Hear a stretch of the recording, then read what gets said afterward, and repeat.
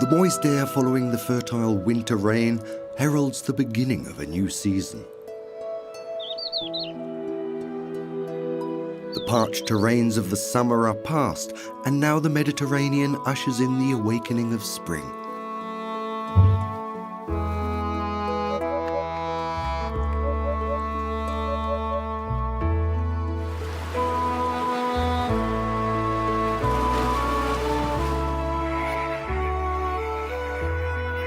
The spring migrates across the land as if in a frenzy. Even the high mountains cannot contain it.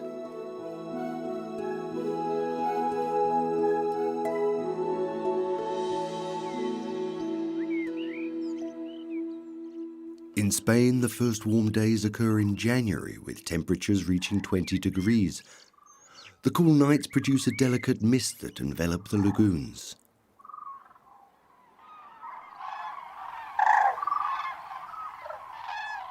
In the flat waters close to the shore, a group of cranes have spent the winter's dark hours safe and undisturbed. As the sun rises, the group stirs into life. Group after group sets off to the feeding grounds. They commute every day back and forth. It's not far, with only a protruding hilltop as obstacle.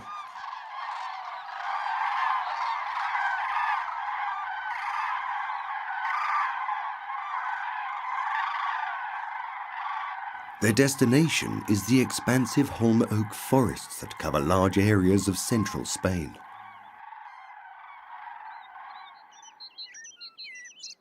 It's an open landscape, sparsely populated with single trees spread across the gentle hills. This parkland, the Dehesa, has evolved from once dense forests and is over 4,000 years old. Gnarled oaks with expansive crowns dominate the view.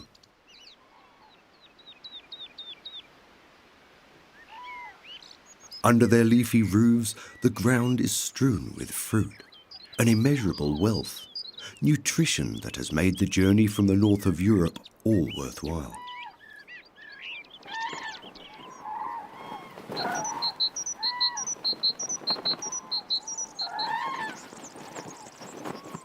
Throughout the winter, the family of cranes live closely together.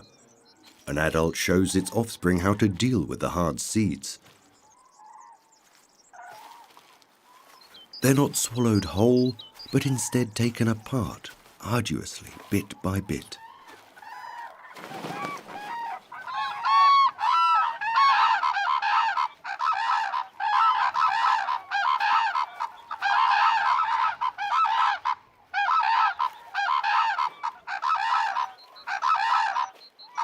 The cranes sound agitated. Perhaps they're nervous because of the herd of pigs nearby. Together they share this empty countryside.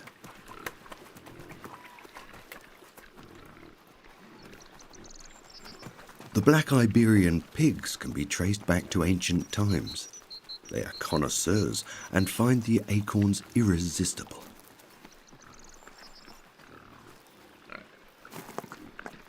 Their diet of acorns gives their meat a distinctive taste. The ham produced from them is called pata negra.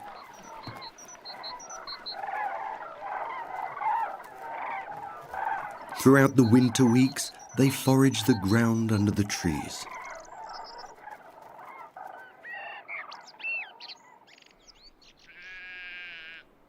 Spain is already teeming with life, even early in the spring.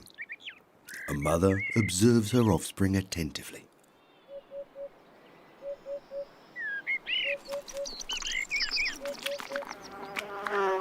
The young rabbits have just left their burrow for the first time and are now taking in the warm sun. For them, the brightness of a new world. In the eyeful charge of the grown-ups, they make their first forays across the fresh foliage. Spain is the homeland of the rabbit. From here they have spread out throughout the world.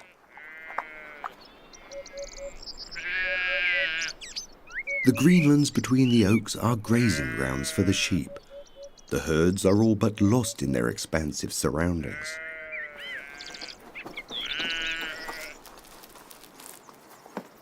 At the end of January, the new lambs are born. They're somewhat unusual neighbours. However, they don't seem to be of much concern.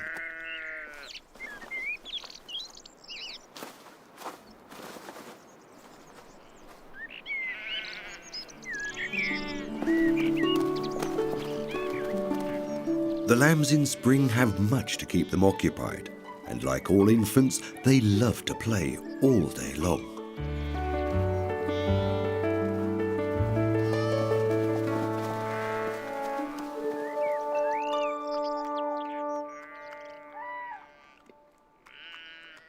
Eventually, everything calms down again, which is good because that new coat is a little bit itchy.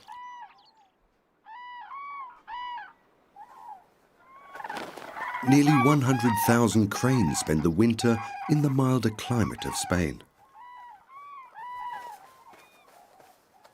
It is not only the abundance of food that lures these shy birds to the Dehesa, but also the fact that they are undisturbed.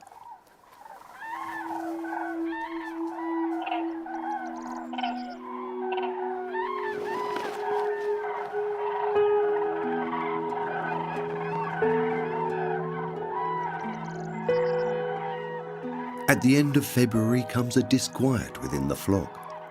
One sunny morning, the time has come. With a strong northerly wind, they set off for their breeding grounds in the Arctic Circle.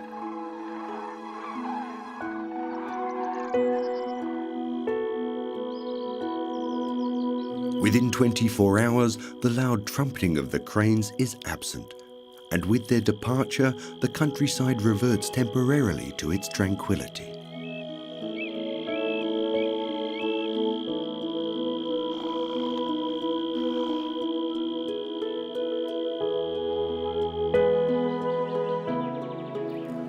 But then, a new morning has dawned.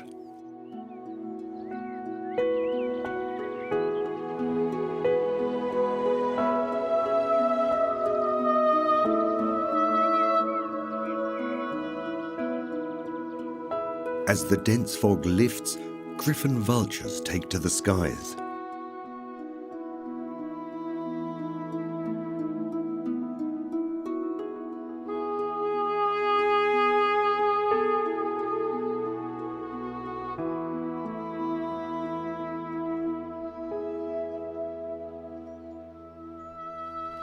Vultures live together in the steep faces of the Sierras, the mountain ranges that cut through the central region of Spain.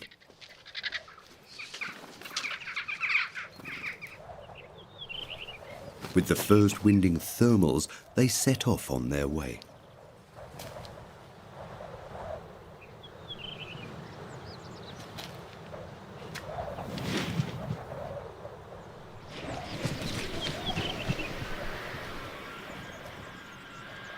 Early spring in Spain can be very changeable. The vultures have a problem when warm days are followed by colder and rainier ones. Under their own steam, such large birds have difficulty to fly, but with the help of the thermal winds, their flight is mostly plain sailing. Even from 3,000 meters, they are capable of detecting a sheep separated from its flock or a dead rabbit. The grazing lands of the sheep are very favorable for the vultures. The large flocks spread out, at ease nearly alone in the countryside. Such nonchalance does not go unpunished.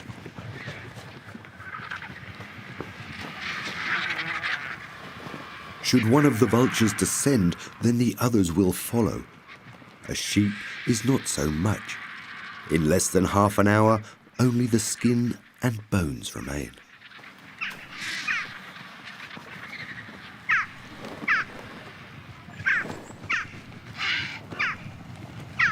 After a little starter, it's back to the skies in search of further prey.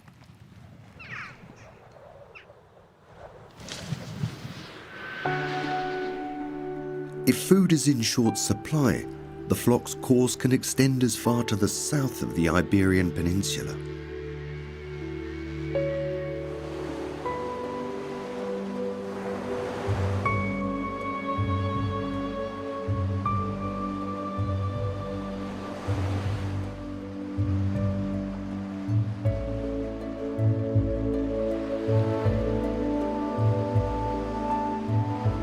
Portugal's coastline at the most southwesterly tip of Europe has been shaped by the Atlantic.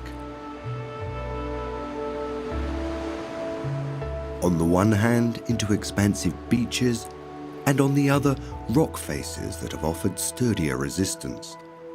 The spring can throw up some very stormy weather. At first glance, the stormy results of the weather seem repellent, but the rugged cliffs are popular. One of those, the kestrels, are only here for a break. Others want to start a family. White storks have built their nest directly above the surf. In their approach, they often have to prepare for some tricky winds.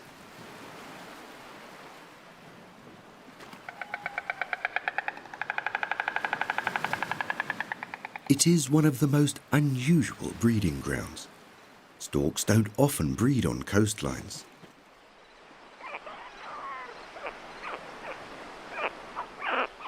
The young storks don't feed on fish, but instead, like all the others, on insects, mice and frogs, which are only found much further inland.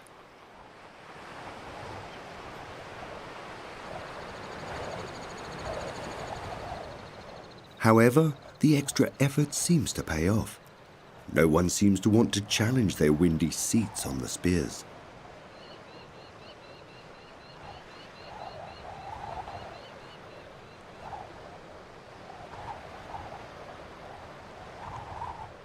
Although the young are already chattering in many nests where the storks have a little more experience, the less experienced have to prepare themselves for a longer wait.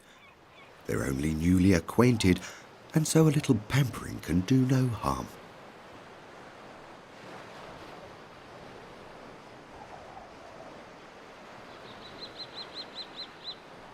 Plant life is especially sumptuous in the salty sea air.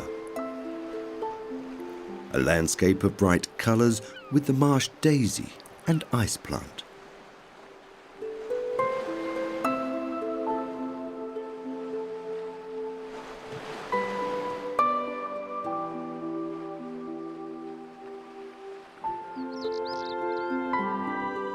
Broom cover the sprawling dunes as far as the eye can see.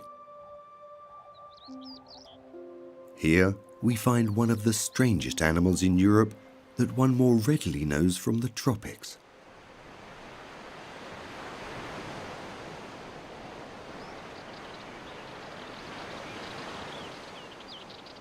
One only finds chameleons at the southern edge of our continent. Surly loners who only become social during the mating season. They spend the winter underneath rocks or in crevices. It is only as the temperatures rise that they roam tirelessly.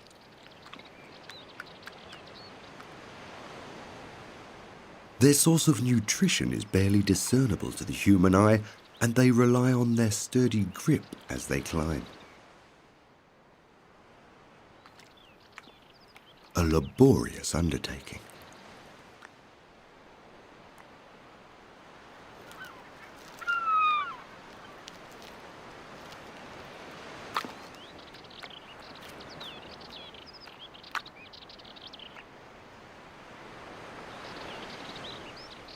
Their tails are also integral to their climbing abilities, allowing them to suspend themselves like a master among the broom.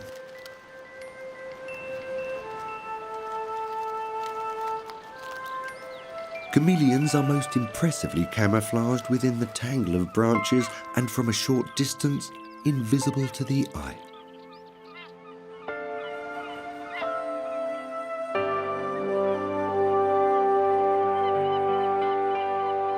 In the most southern part of Portugal, in the Algarve, the climate is almost subtropical. With the winters mild and the summers not too hot, it is like a permanent springtime.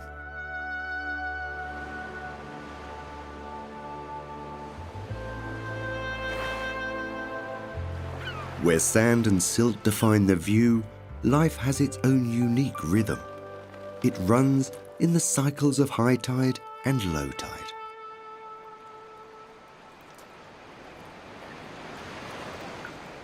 When the water recedes, some very unusual creatures appear. Fiddler crabs, like the chameleons, are more at home in Africa. It's no surprise they like the warm temperatures.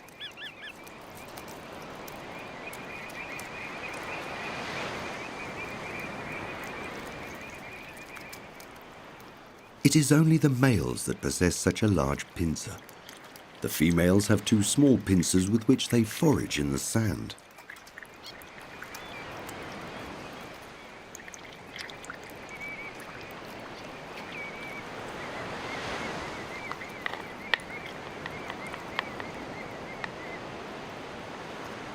The oversized pincer of the male can be nearly half of their body weight.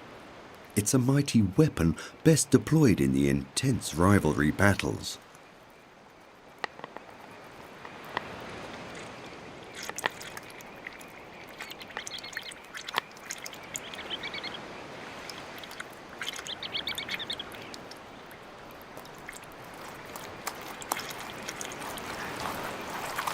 Building a den is hard work for the fiddler crabs, and so it's not unknown for them to simply take over the hard work of another.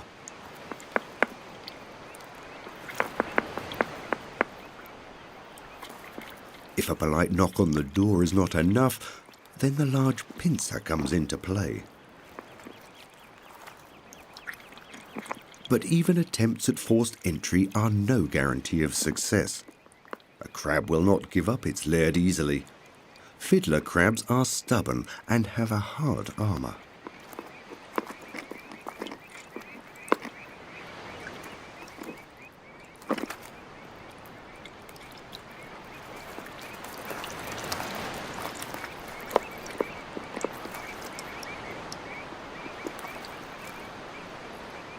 Although the large pincers may be intimidating to their rivals, they actually serve another, quite unique purpose.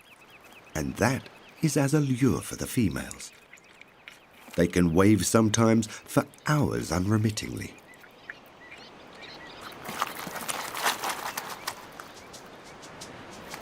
Advertising oneself can be very arduous work.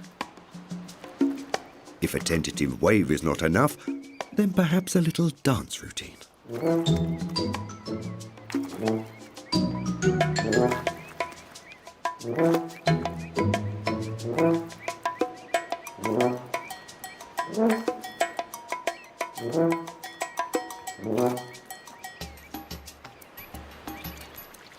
Not every female is so easily impressed.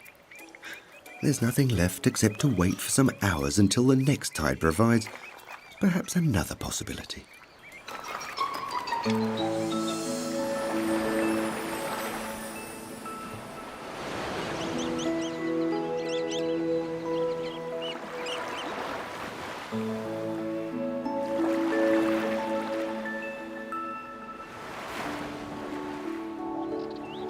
Africa is close at hand where the Atlantic merges with the Mediterranean.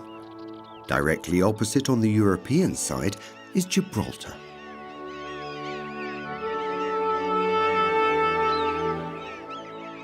This steep rock is lashed by the surf at its base, but further up is a small breezy paradise.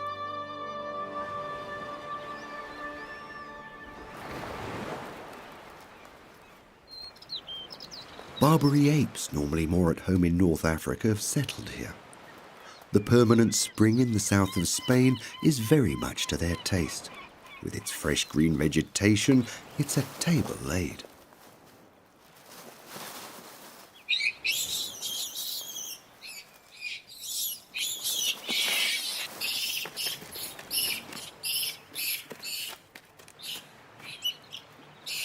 The odd dispute will always occur, but the apes actually live very peacefully in smaller groups.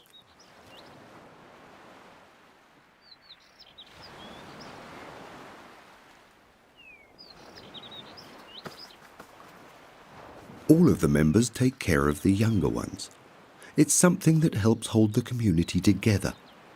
The mothers are quite at ease to leave their offspring with others after only a few weeks. And delousing a neighbour's fur is not only an activity of bonding, it tastes good too.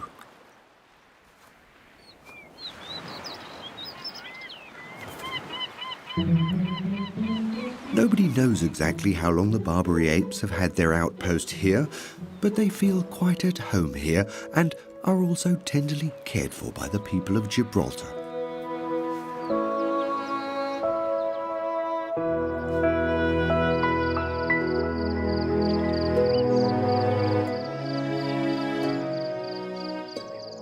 In the inlands of Spain in the Dehesa, the winter green has given way to a colourful carpet of flowers.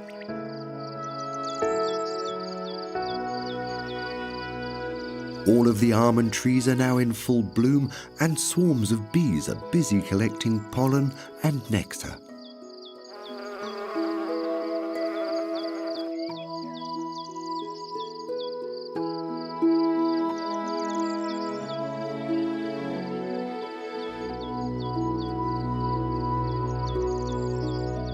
The tips of the mountain ranges still have their white peaks, but their bases are decorated with countless millions of flowers. Such a dazzling array of flowers only comes sometime every few years when enough rain has fallen.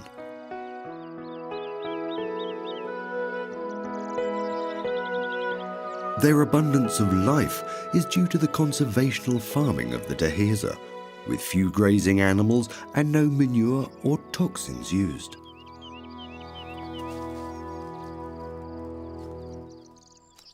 White storks have established their nests in the tops of the trees.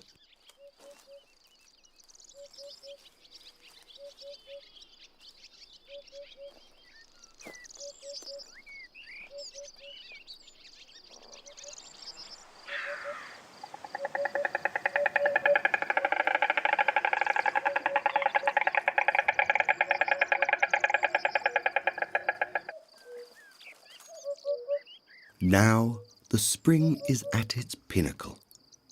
The air seems to positively vibrate with the sheer volume of the calls. Alongside it all is the hoopoe.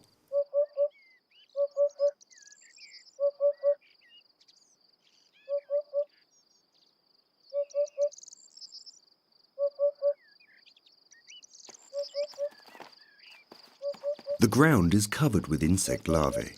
Easy pickings for the hoopoe, whose offspring wait patiently to be served in the hole of a knotted tree.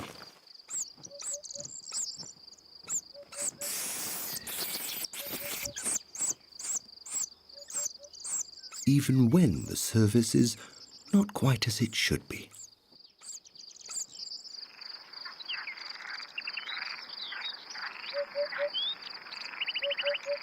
At the foot of the mountain ranges, in gentle valleys, one can hear the gurgling of small streams covered in early spring by buttercups. Nearby, a colourful community has established itself. Bee-eaters.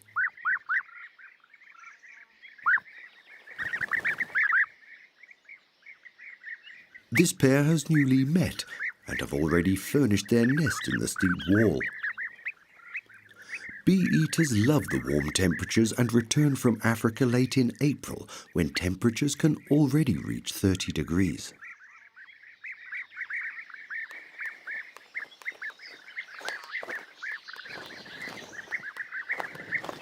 There's certainly enough space to build nests, but finding a comfortable place to sit is another question altogether. This can often lead to a heated exchange. A few days after their return, all has been clarified. Now the seating arrangements have been successfully defended, the couple can concentrate on each other. He tries to further impress her with a little present. Bee-eaters only make a short appearance in Europe. After only 4 months, they've closed house and make their way back to Africa.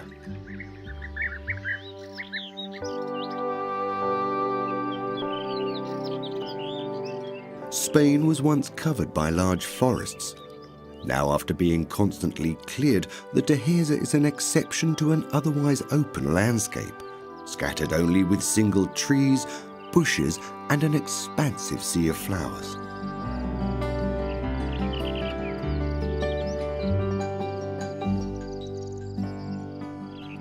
Rock roses in spring exude an intoxicating scent.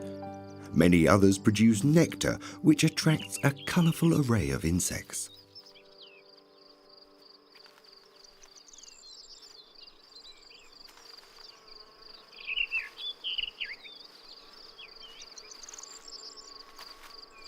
Scarce swallowtails take their first visit to the flowers in the early hours of the morning. A European mantis is awoken from the cool of the night. They love the heat and are only active when the sun is high in the sky. She would love to go in search of something to eat, but in the spring it's all a bit cumbersome when she has so many admirers hanging around her neck. All are waiting for their chance, with nothing other than mating in mind.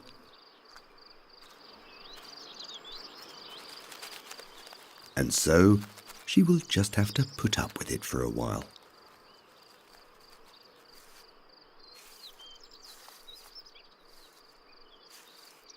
Further down, an ocellated lizard has found itself a sunny spot on a rock.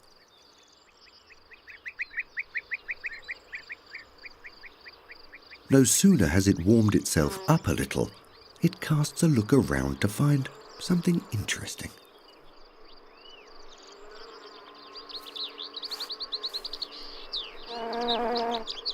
As the temperatures rise, the nectar flows ever more abundantly, attracting ever more insects. However, a little higher up the flowers, other hunters are present. A brown-coloured mantis sits in wait. Not a single movement escapes its attentive eyes. It is lightning quick, and its ragged claws rarely allow an escape.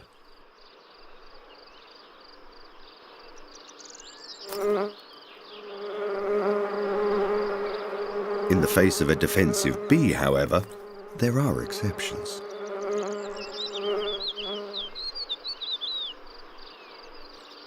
Its only comfort is to wait until something more suitable comes along.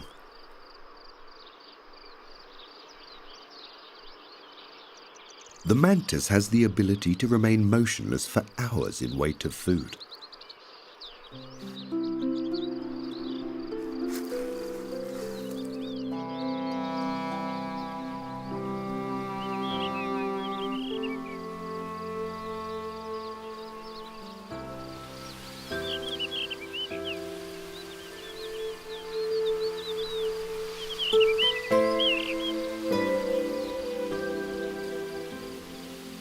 Broom, Spanish lavender and wispy grass light up the bushlands and the mountain slopes.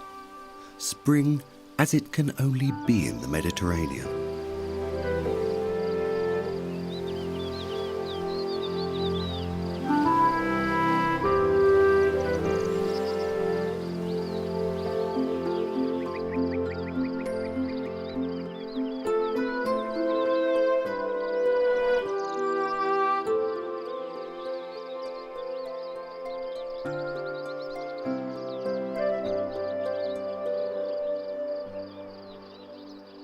The birds follow such a wealth of insects.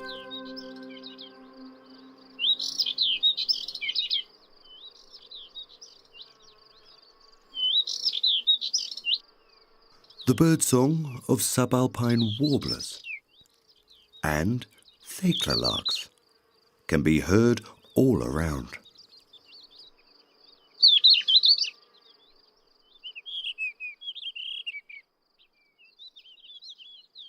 High above on the rocky ridges, there lives the most secretive of birds,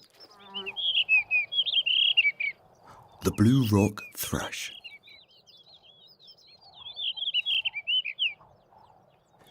His delicate call can already be heard in February.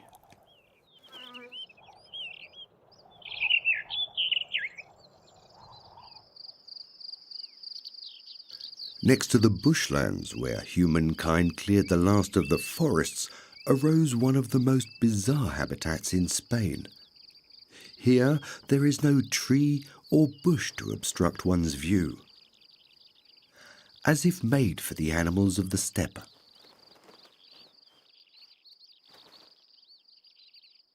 For a few weeks in early spring, the grassy plains stage a most exceptional spectacle.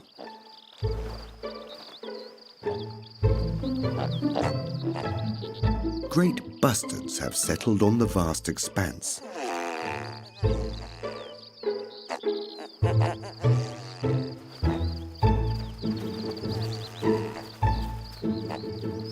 Among the males, there are some intense battles of rivalry. Standing toe to toe, they push each other back and forth.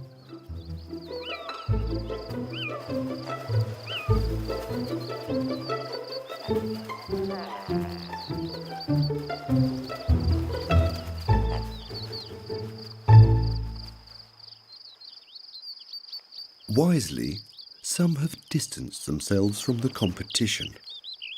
With a puffed-up throat pouch and the underside of their wings turned outward, these are some truly impressive machos.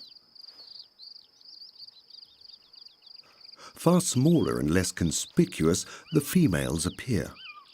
The foliage of the steppes is rich with herbs in the spring.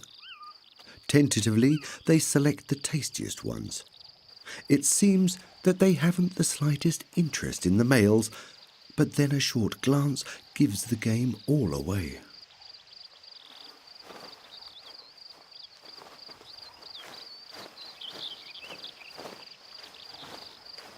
Should a female get too close to a male, he is immediately emboldened to put on an impressive show for her. He will now give his utmost for his chosen one.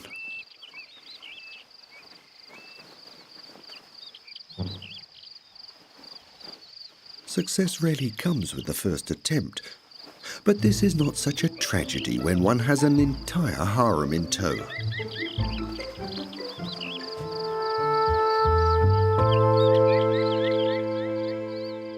As the spring gradually draws to a close on the interior of Spain, the coastline sees the congregation of the last winter guests.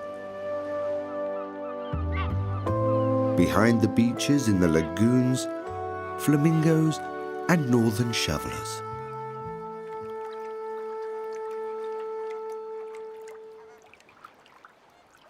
The cranes have long gone, and eventually the last guests set off on their way northwards.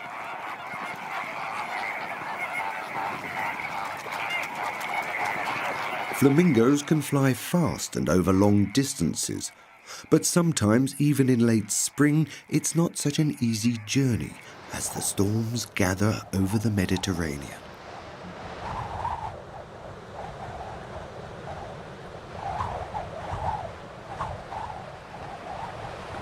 Falling winds lash the surface of the water. Waves can reach meters in size.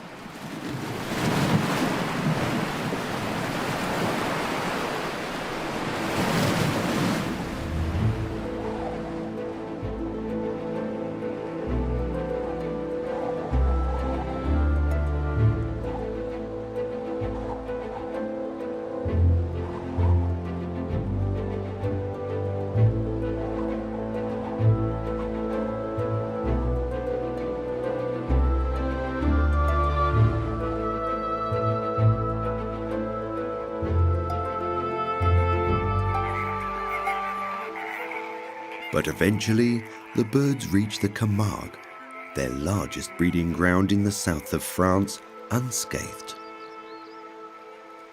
Swarms of them land in the lagoons, some years as many as 40,000.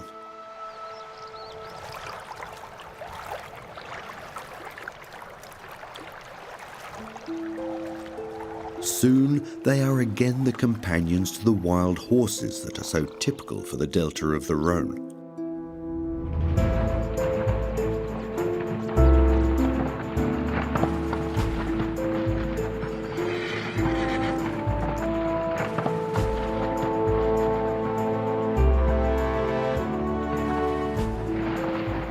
The grey horses live in smaller groups of around 40 animals.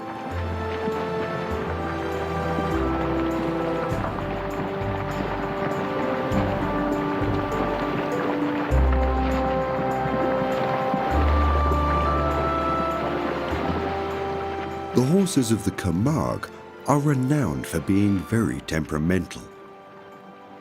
It's only fitting that they spend nearly the entire year wild and free. Having run at a scorching pace, it's now time for a little respite at the lagoon.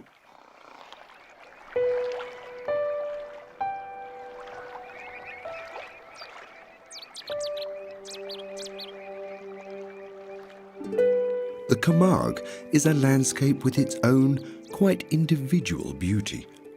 At times charming with its banks of reeds and dotted with small pools, and then turbulent with expansive open waters.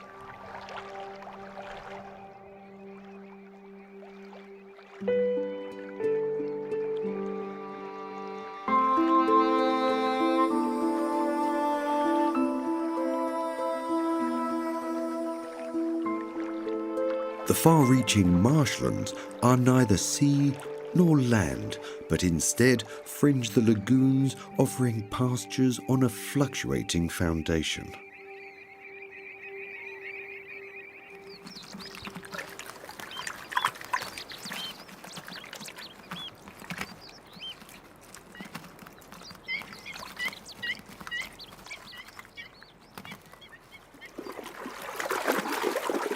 In spring, the mares stand on their grazing lands with their foals. Camargue horses are austere, sure-footed and very agile and are used for herding cattle.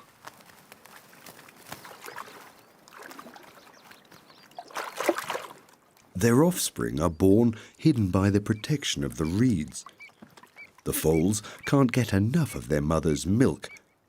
It's certainly tastier than the tough reeds. All foals come to the world with a darker colour. It's only later that they develop the characteristic white colouring. Following their arrival, the flamingos congregate close to their breeding grounds. The waters have been warmed by the spring's sunshine and is now full of their favourite food, small shrimps, which contribute to their bright pink colouring.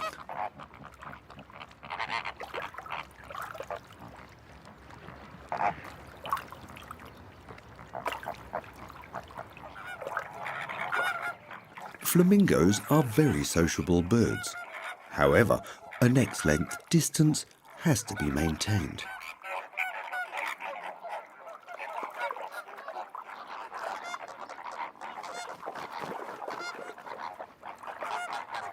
Soon they are in the mood for mating, and the build-up is mutual.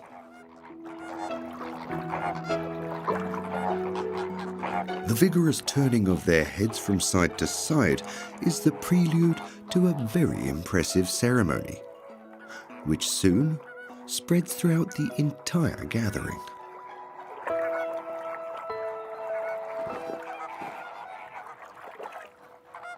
Further signals are sent with the spreading of the wings, which helps them to decide on their perfect mate within the group. Flamingos brood more successfully when they can raise their offspring all at the same time.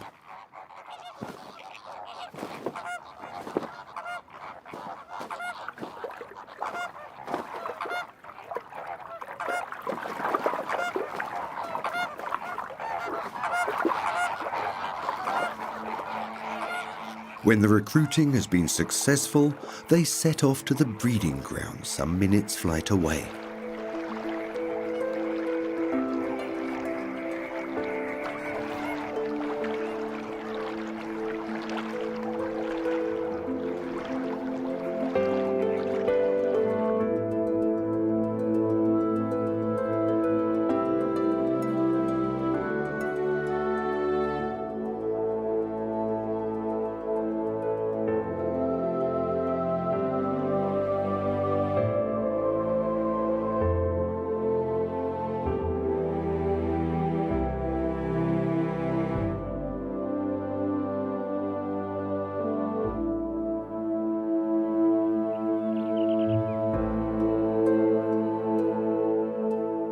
A little further inland, away from the coast, lays a bizarre karst landscape.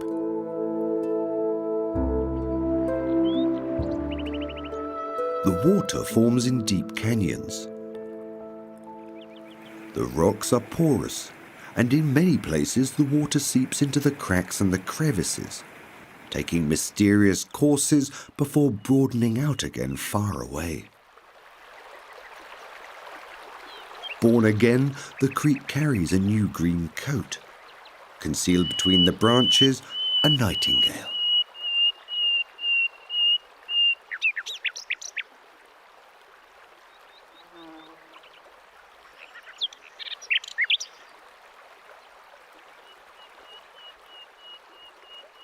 The water is now crystal clear after being filtered through sand and stone.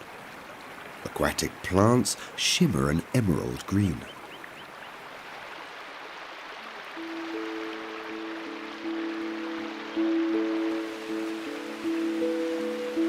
Again and again, steep drops produce waterfalls.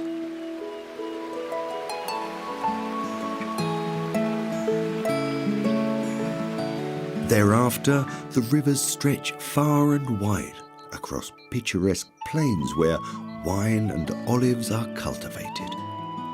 The smell is of wild thyme and rosemary.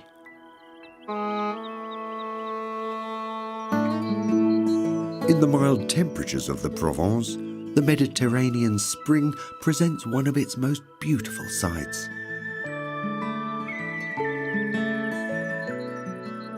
Broom and poppies in May border the paths and the fields. In some parts, the land is a sea of bright colours.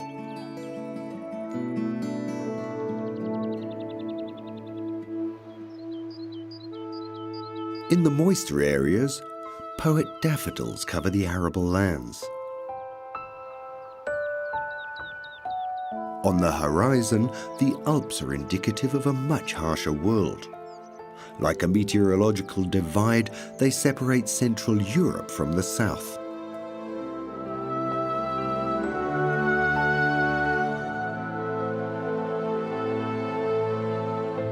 Snow and ice never relinquish the peaks from their grip. There, one can wait longest for the spring.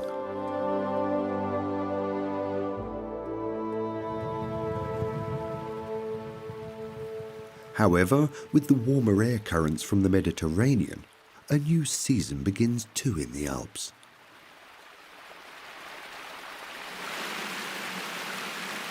The rivers have been freed from the ice.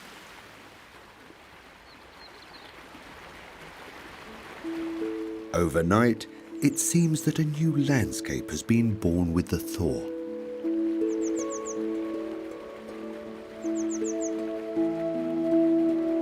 In the sunnier areas, the melting snow releases the first splash of colour across the alpine meadows, with primroses, pasque flowers, violets, and gentianas.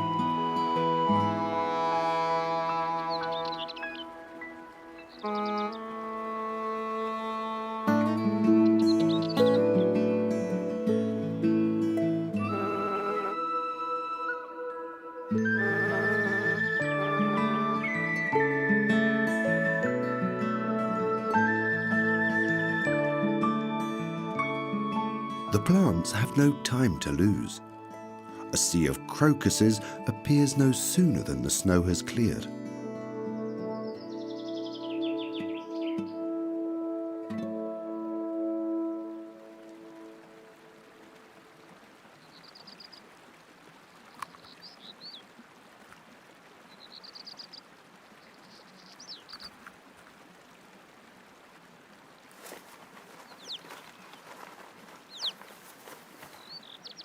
The sun has also enticed the marmots from their dens. They've spent the last 6 months in darkness. Now they can enjoy the light and the warmth. After being enclosed in tight spaces for so many days, they can finally move freely. to play and test their strength, sometimes with a zest for life, sometimes mischievously.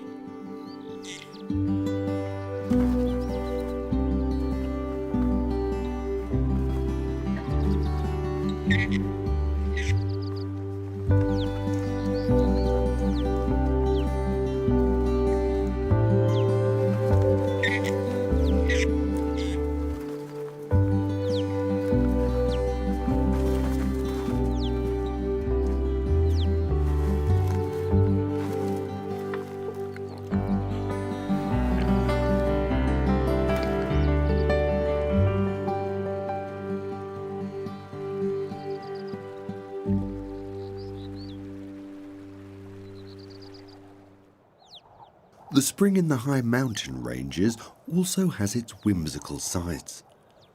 Like when from one minute to the next, the clouds and the mist bring about some colder days again. Then a cold wind sweeps across the glaciers.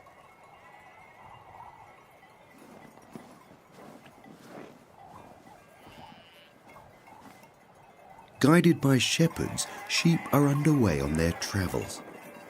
Every year they are brought from South Tyrol and herded over the steep climbs of boulders and glaciers, the same as they've done for the last 500 years. Their way is arduous and not without danger.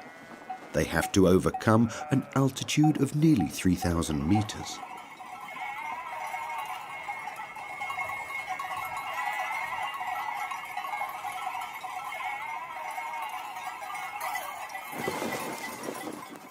Even mothers with their new lambs are here, lured on by the lush summer meadows waiting on the north side of the Alps.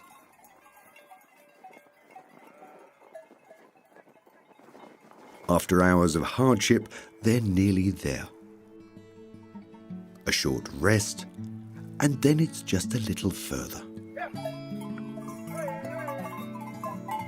Underneath the mist, a